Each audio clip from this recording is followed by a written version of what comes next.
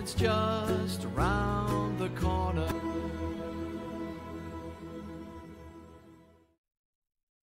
What you are about to see and hear is one of my most interesting and also important, I think, in a way, interviews I made when I was in Oslo. It is with Leander, who was one of the 9 witnesses for the state, who was standing in front of the judges and telling about his life as a Jehovah's Witness. Leander, he was witnessing Monday the 10th as the 3rd witness, just before the break in the daytime, in the morning, and just before Jan Frode Nielsen were giving his testimony. And it was very, very, let me say, stressful, because he accepted to make an interview with me just half an hour after he was standing in the trial. What? I asked him just in the break, do you have time? And he said, yeah, actually, because he has a very important job. I'm going to another, to give some speech or something, not about Jehovah's Witnesses, something totally else, in another city, but I do have around 40-45 minutes. We can take the interview in my hotel, it's just nearby, and I have to check out, and I have to pack my suitcases and so on. So we almost ran to his hotel, and I set up all my equipment, and we made the interview. And as you're about to hear, I'm not going to say what he's going to mention, because then you're not going to see this video, and that is very important, actually. Remember to comment and subscribe. Yeah, the usual stuff. And what you're going to hear is, of course, a little bit about his childhood. He didn't have time for, in the court, to tell about something he tells me, but we went a little bit deeper inside some of the subjects, his childhood with a very harsh, violent father. But he's also an interesting person, because he's not a typical XJW who has been in a lot of groups on the internet, on Facebook, for example. He don't know so many ex-Jehovah's Witnesses. He just heard about the trial last year, and then he took contact to one of the lawyers from the state and asked if I can contribute. I will happily do it. But he don't know. He doesn't know even who who Jan Frode Nielsen was, and all the others. And as you're going to hear, it doesn't really matter for him. He has another agenda. So you can look forward to this interview.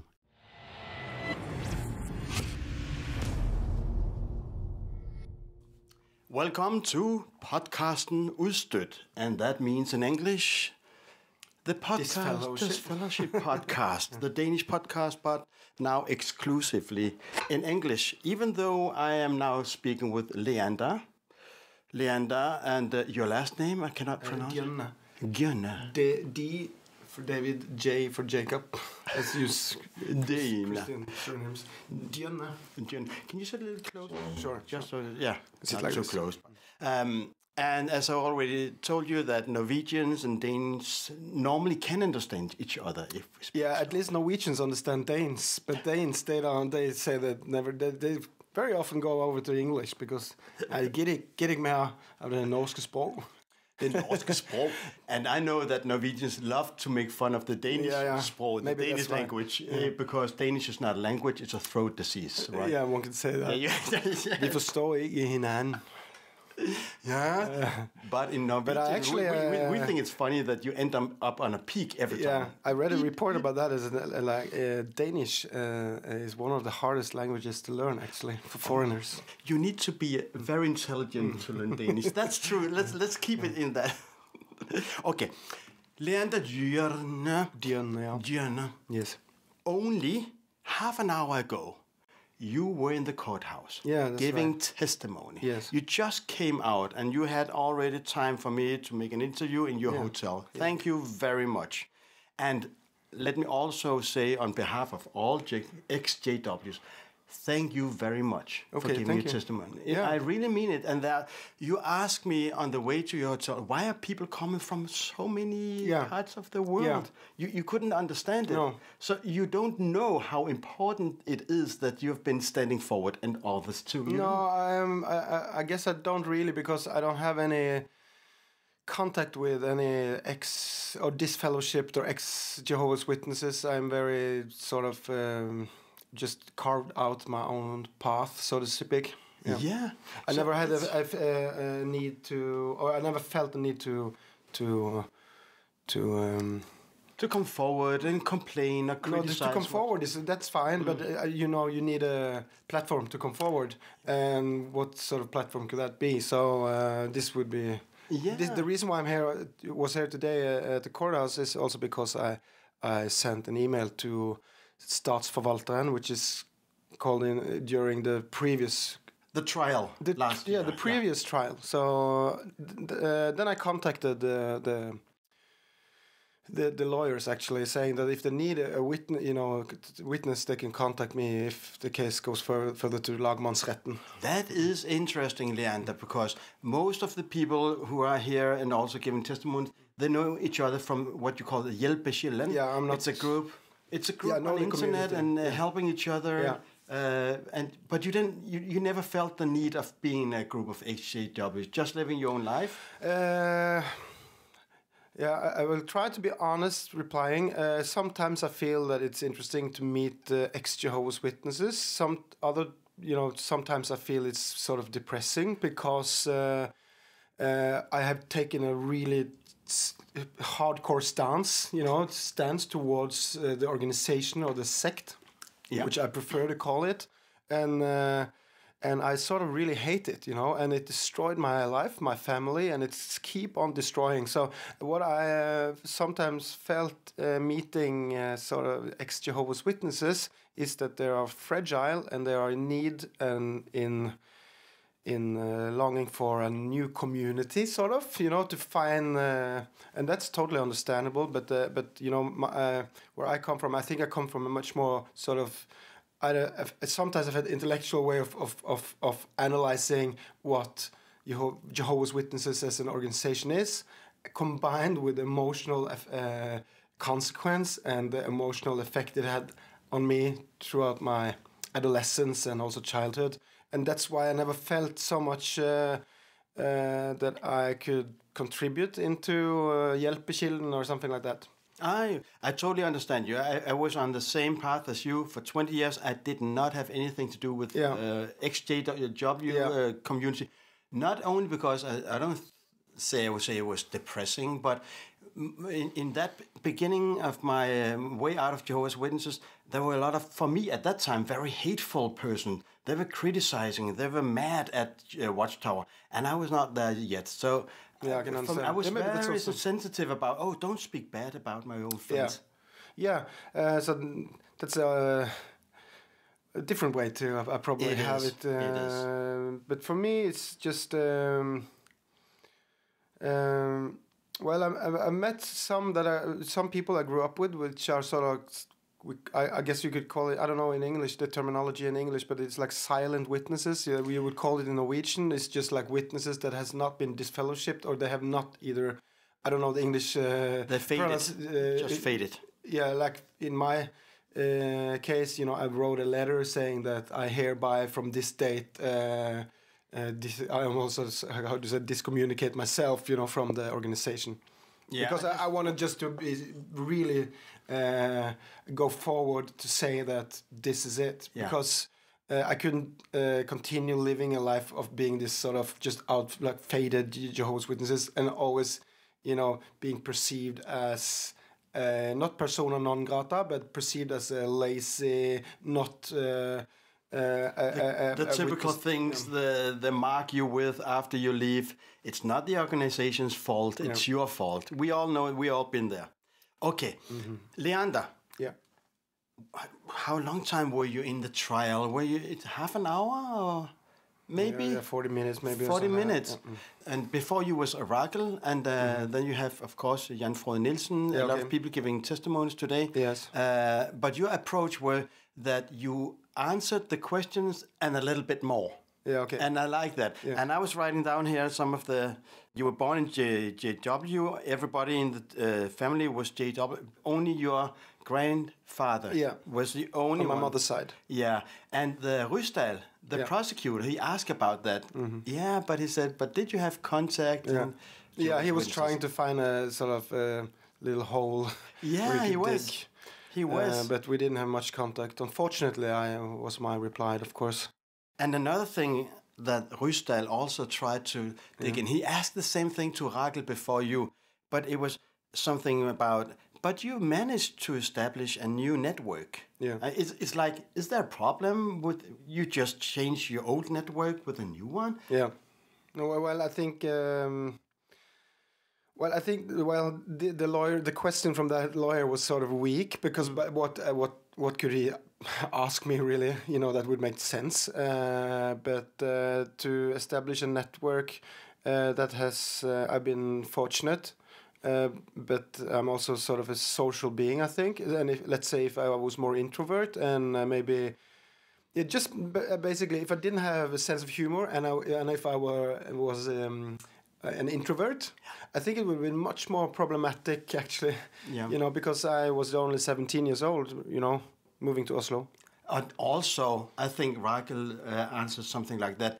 You cannot compare a new network you establish in your grown-ups years, when you're 20, 25, or 50 years old. Yeah. You cannot compare that with some friends you had from you were a child. Yeah, but I guess the older you get, the more problematic it gets, of course. You know, the older you get, let's say if you even have children, like my brother, he has his children in the sect.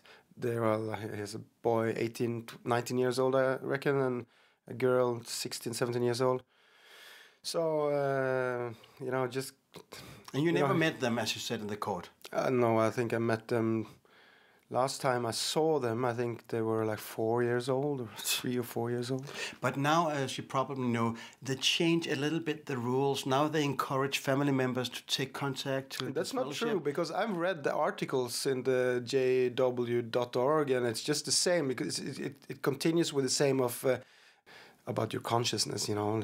Yeah, so your brother's consciousness is, maybe they say that, but I will not take contact to Leander. No, because my mother confronted him just a couple of months ago about this thing that some elderly came to my mom saying that now there is a change of policy. And then she said, okay, give me the article. And I have the article right here, and I've read it yesterday, and it just says nothing new. That's not a new policy. Because my brother, he would say, no, it's not a new policy. It's up to his conscience. Yeah, I mean, my mother was allowed to meet him for a cup of coffee a couple of months ago. And then he was climbing down from his horse and saying that, forget about it, you're not going to meet my children and we will not meet you. The only reason why we could meet you, if we know that you will consider going back to Jehovah's Witnesses, then we might meet you. Wow. And then, but my mother said, that's not going to happen. Well, then, so it's not a change of policy, because then it would have to be that the disfellowship person would have to say, okay, there is a possibility. And my mother, I think she has been speculating a lot about, maybe I could just say that I might go back, because then she could meet her grandkids, you know? Yeah.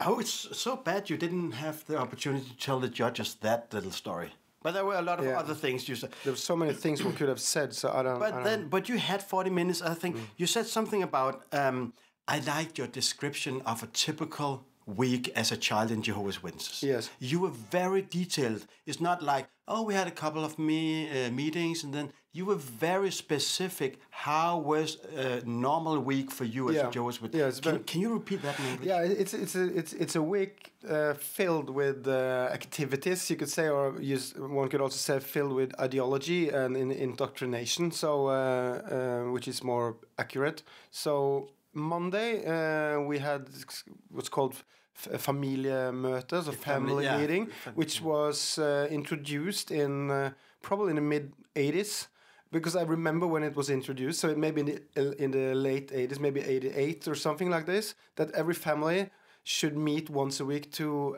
study publications, maybe Watchtower or some other publication, and have discussions internally in the family about I don't know, whatever.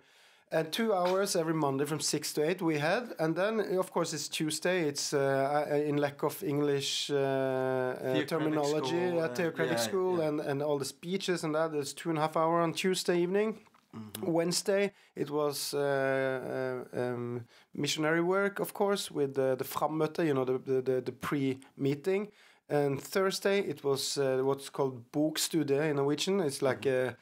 the book study, but they got rid of that later. Yeah, I've heard so, but that's why in my childhood it was every Thursday 1 hour, and then Friday again missionary work, and then on Saturday missionary work, and then on Sunday Watchtower studies, and of course like a meeting in the Rikets Sal, Kingdom Hall, 2 hours. So you were a busy family. You were a little busy bee. Yeah. Myself, I was not that busy. And my father hated the family meetings. And even though he was the head of the family, my mother were the neck turning the head. It was tish.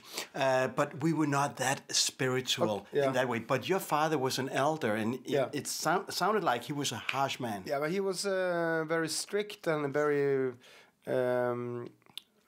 disciplined, just also how he disciplined his children, but also the amount of work that he was a carpenter.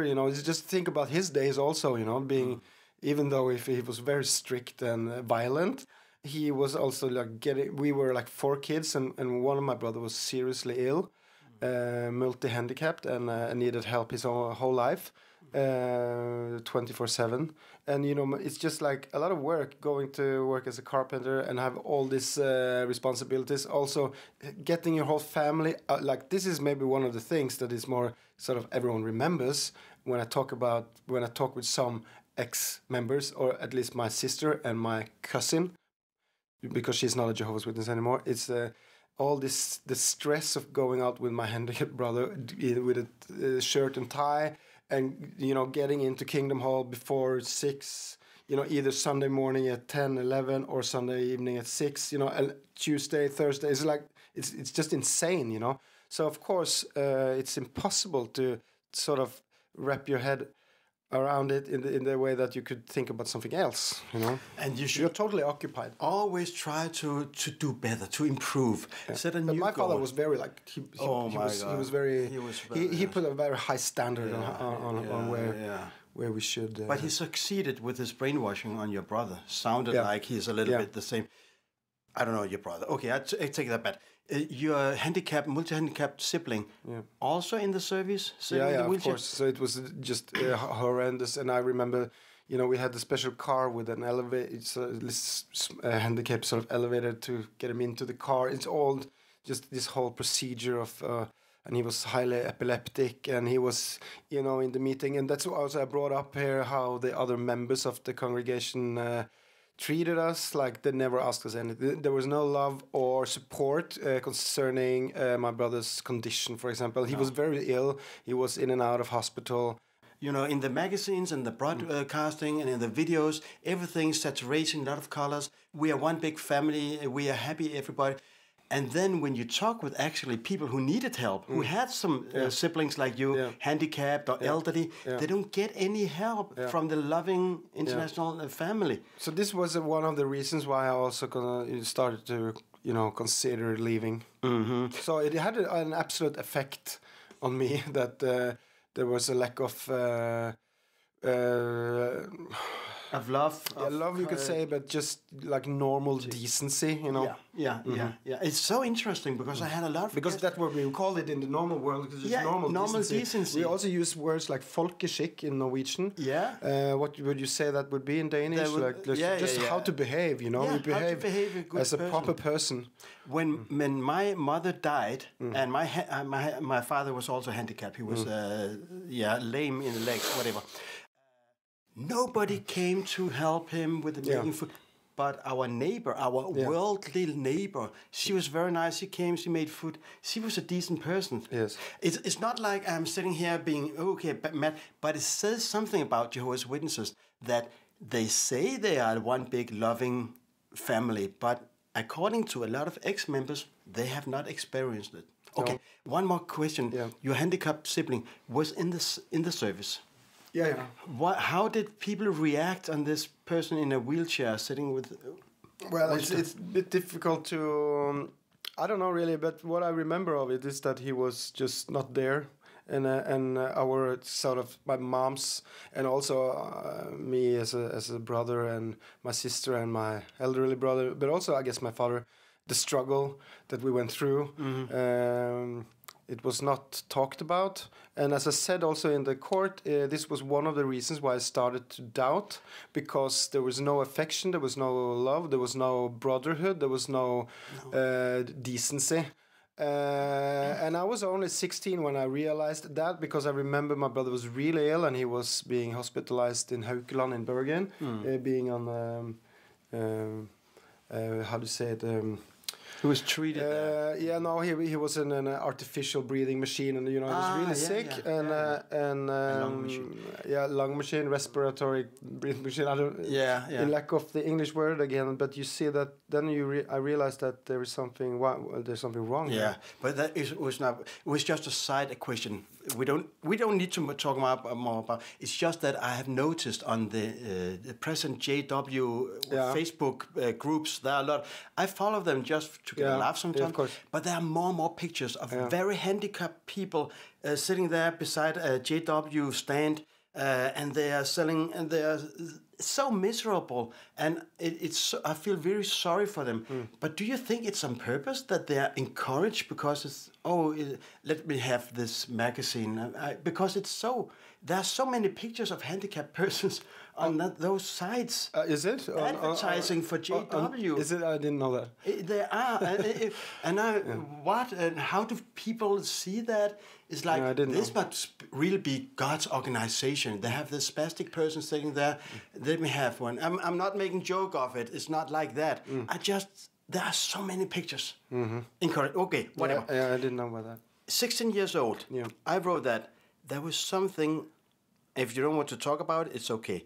But you were considering suicide. Yeah, of course. I think it's a very relevant point for the court to know of, because it was either suicide or escape. So there's no other options. No. Because I knew that I couldn't cope with I just wasn't into it. It was just no other way. So and I was just trying to pinpoint that and underline it that suicide, and also I guess statistically there is sort of dark numbers that I was just not really digged into how many young people or like just suicide statistics of the fellowship members and young people like in Jehovah's Witnesses. Sorry to stop you here, because I heard that before and you mentioned it, and I was thinking, be careful. You are sitting in the court. Where are those statistics? No, they are not. I mean, who made that? Because every XJW can say that. I know it's high, but how have they made a scientific proof? No, that's my point. I don't think there has been. So that was my point. I just say that there are dark. Like when I say dark numbers, there are no numbers because there haven't been done a proper empiric study on suicide among young people leaving, for example, Jehovah's Witnesses. But you mentioned for the court, and we totally agree about that. Yeah, the number is much higher than you think. I think it is. Jehovah's Witnesses. Yeah, of course. But I think also not just for Jehovah's Witnesses, but we have also other close communities. Of course. Yeah. My older brother committed suicide after he was just. I'm sorry. It's okay. And I was also considering it after leaving, and everybody has, and some doesn't. And then you also mentioned mental illness afterwards, angst, fear of the demons, whatever. And you said you can ask psychologists about that. So many, also in Denmark, are seeking psychologists after leaving Jehovah's Witnesses. Yeah, of course. Yeah. Okay. You mentioned, I love the word you used in the courtroom. This is absurd. Yeah. A lot of the teachings are absurd. Yeah, for me now, as an adult, I'm 43 years old, it's obviously just absurd. Because the absurdity also of not the Jehovah's Witnesses as a sort of called organization saying, for example, we are sorry about this or that, because I think they would have won much more or gained more understanding, not just from the ex-members, but also from the society as a whole, the secular society, like in court as well, I think. As the Catholic Church would have had to say, we're sorry that so many children has been exploited sexually in a variety of churches around the world. I think the Jehovah's Witnesses would have one saying also that we are just sorry because we had some sayings in the 70s or in the 80s and now we have changed our policies, but they don't, they never say. They never say, and only last year, one of the new members of the governing body, the one with the funny eyebrows, Milhouse from... No, okay, and he said something about that we don't need to apologize for former understandings. Yeah, okay. He said that directly. He did, yes. Well, knowing this, then we are not embarrassed about adjustments that are made, nor is an apology needed for not getting it exactly right previously. We understand this is how Jehovah operates. He reveals matters gradually when it is needed. Don't need to apologize for all the people saying no to organ donations in the 80s, dying from that, dying from blood, tearing families apart, disfellowshipping, people, mental diseases, suicides. Yeah. They will never say sorry. No. That's the worst thing about all this. No, but to me, it's just absurd now sitting here, having nothing to do with Jehovah's Witnesses at all on my everyday basis, and then you can see. Yeah, so that's also why I was, a bit curious why people there was like this one guy from London, a woman from New Zealand. Yeah, from France. A woman from the States even, Yeah, in New Zealand, that's just really far away. New Zealand is very, very far away. So I didn't expect that. No, but they are so happy for you. You should be a member of the governing body of the XJWs. Okay, you said something about that the JWs, the real JWs. Yes. You said directly lying. Yes. Are lying in court when they say that it's up to your own consciousness to see a disfellowship or not, when everybody knows it's a lie.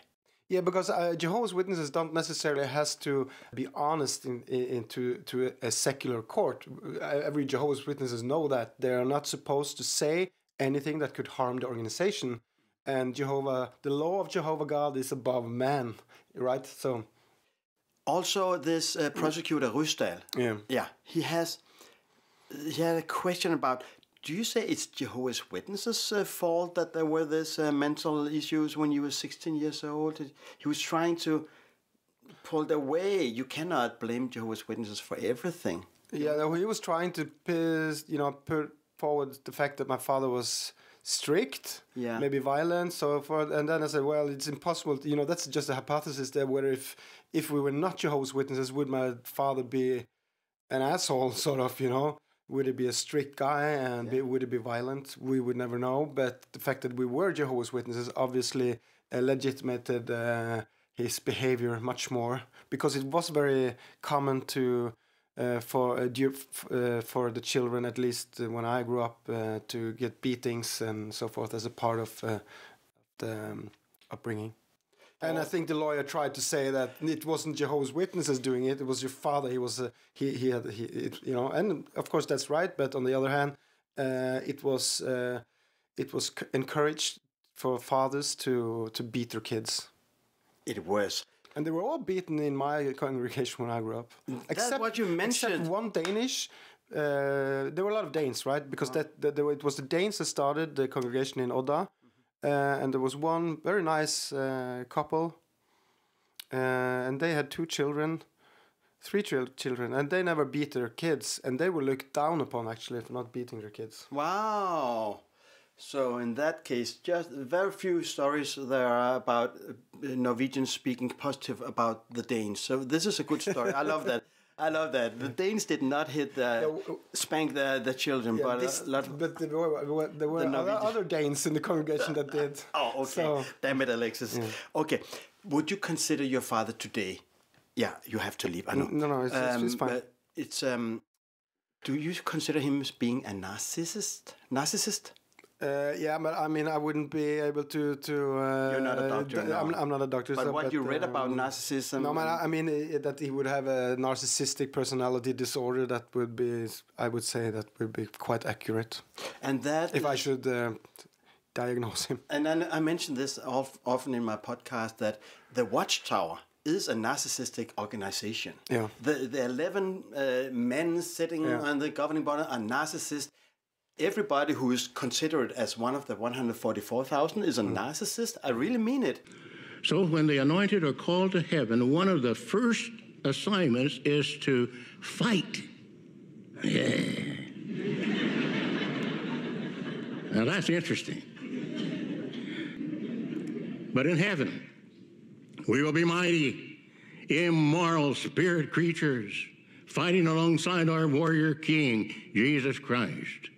Believe me, we can and will do you significant more good in heaven than we ever could as imperfect humans here on this earth.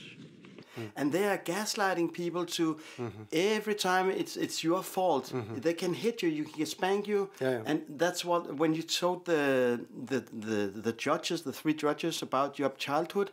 For me, it was like you had a narcissistic father. Yeah. He was attracted by the Jehovah's Witnesses. They attract that kind of people. Yeah, well, he was 6 when he was when his mother. He was just a child himself when he was recruited, you could say. But obviously, if you have this sort of personality, it's just great being a Jehovah's Witnesses because you're above your family, you're above your wife. Yeah. And he treated my mother like shit. It was, like really, he was being harsh towards her. And I think it's also difficult, and I try to just mention it, that it's just not a good thing being a woman or a girl growing up in the Jehovah's Witnesses, because at least they were having questions about this udøpt forkynner, unbaptized preachers. Yeah. That's what it's called in English, okay. Which made, you felt the sort of, that you had a purpose, you had responsibilities, but if you were a girl, nothing, There's just absolutely nothing there. No. But still, the only thing that the girls could do was like having this weird talks, pretending that they are on gjenbesøk, like missionary visit. And that's the only thing the girls can do. I know. So if you are a person of highly, let's say, narcissistic or sociopathic, have tendency in that direction, but then it's not only Jehovah's Witnesses, which would be great for you. Many other parts of society that this would be a good trait. Totally agree. Unbaptized publisher. That's what it's called in English. Unbaptized publisher. And that's so funny when we say that, because in Norwegian and Danish we say unbaptized or baptized preacher. We are preachers. Yeah. But in the United States, they say publishers. Like you are really a company man, I'm a publisher, They don't say preachers. Maybe it's because they don't want to be connected to Babylon. Yeah, maybe. I don't know. I didn't know that. There are a lot of words that we use. It's not directly translated. When Watchtower say, no, it's the same all over the world. Yeah. No, the words are very different. Yeah. I think we might talk again, but over the internet, over online. Yeah, sure. So we can make it, because I like your approach. Yeah. Not that I don't like people who are in these groups. We have several Danish XJW groups. Yeah, if I could help people, I would be very happy to help. Yeah. But sometimes when I meet people and they are in therapy, they are really they have really issues, just thinking about their whole experience in Jehovah's Witnesses, and it is a bit. How do you say it? I don't know if I can help them, but maybe I could. It's just that I have. I would say my mind is elsewhere. I would say, also that I'm not a psychologist. No. I'm not a doctor. No. I'm doing this podcast. I almost made 200 interviews. I met so many people, but I keep telling myself, we are just two persons talking. I'm not a psychologist. I cannot advise you. I can say how I came out, what I did, my way out, but it's not best advice for you. People can tell their stories, and that's what's helping. But we are not doctors, so we should also be careful in different kind of groups to come with some advice. The best advice I would give is education. Higher education, academic growth, philosophical growth, and just to understand the absurdity of the ideology behind Jehovah's Witnesses, because it's just really, really. It doesn't make any sense. No. So and of course, higher education is not allowed in the organization, and it's not. Of course, it's not encouraged.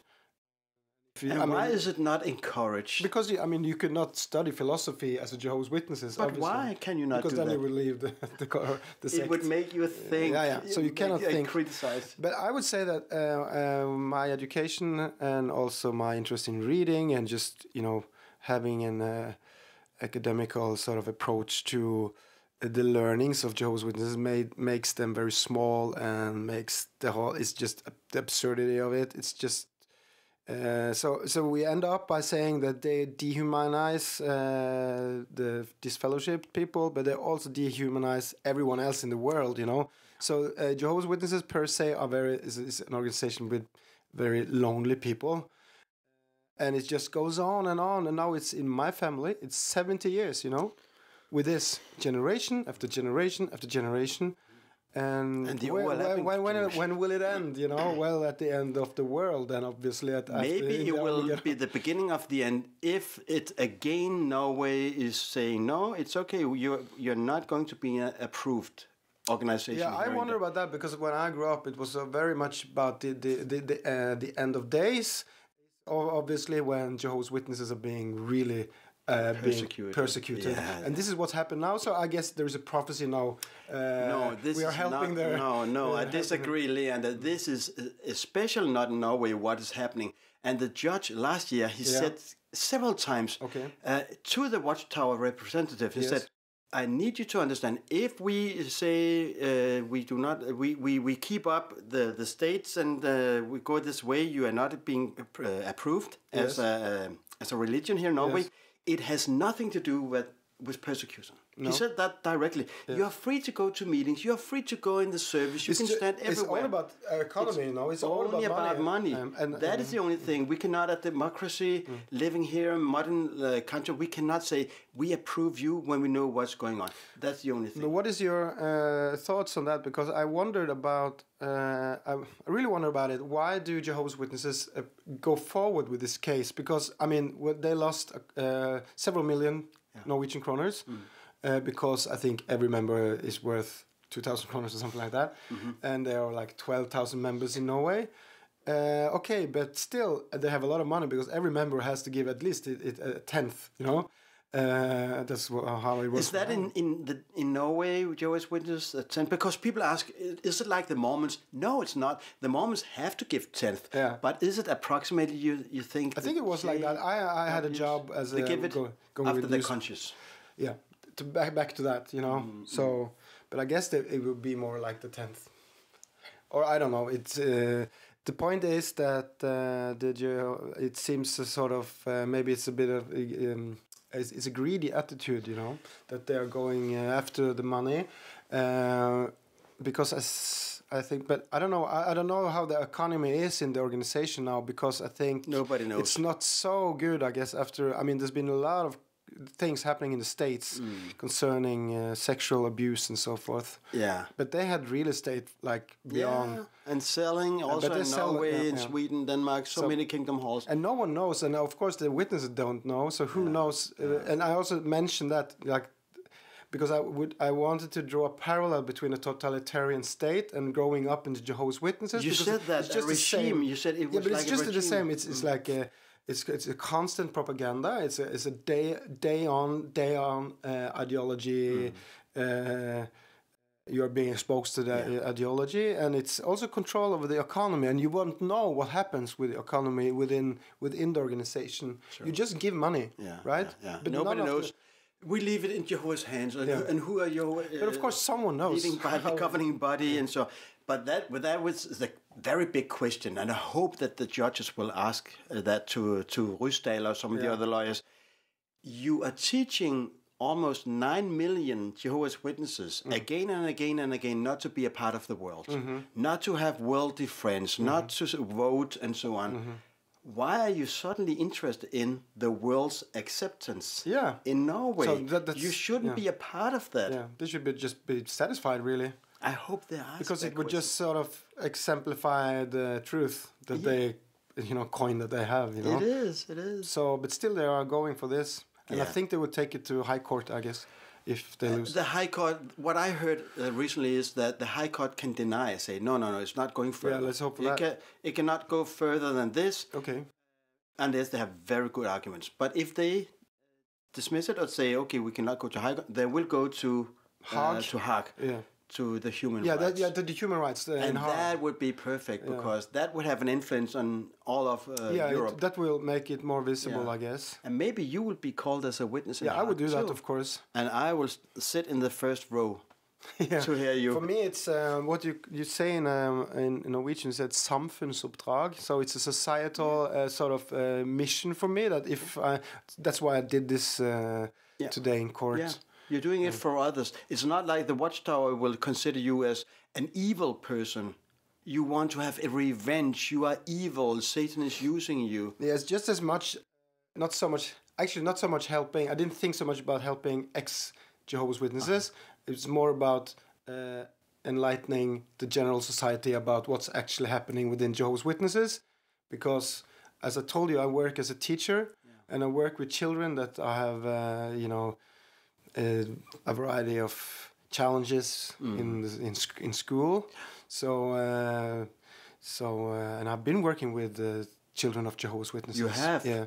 And are you allowed to say I'm also a former Jehovah's Witness? No, because what happened, like it's a small place where I live. And this like people know who I am, and then Jehovah's Witnesses can go in they can actually dictate what sort of help their children should have, and then I was not allowed to help the child in this case, and someone else, some else. Because they knew about your background. Yeah, of course. And the point where I say this is that then Jehovah's Witnesses can dictate even the teachers and the society as whole on what they can actually do whatever they want with the children. But going to court and saying this is what really happens, it's more about enlightening the general public rather than. I'd never thought so much about the ex-Jehovah's Witnesses, of course.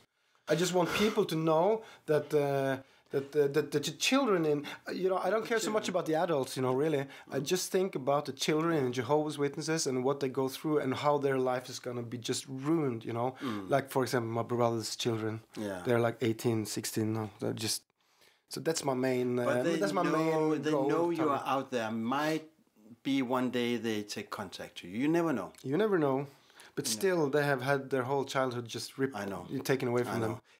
In Denmark, when journalists ask about what's the worst thing about Jehovah's Witnesses, and I say, okay, why do you want me to start? But when we talk about children, I could say they do this, they do that, they do this. The third thing, I say it's very simple. You go to jw.org, and then you look for Become Jehovah's Friend, and all the cartoons there. See for yourself. I'm not trying to press something out. It's not my... See those cartoons for yourself, and then you have the right to write whatever you want. Yeah, it's true. They are very, very much showing what it's all about, how indoctrinated the children are in Jehovah's. Yeah. Caleb, are you okay? What if Jehovah doesn't want to be my friend anymore?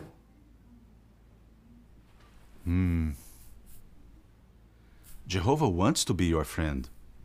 But if you did something bad, he wants you to tell. So that's my main... well, for me, this is sort of my main focus. If I can have anything to say positive that would help the case, that's good. But it's mainly to enlighten the general public about what's actually happening within these confined walls of the sect Jehovah's Witnesses. So that's and that you have done today.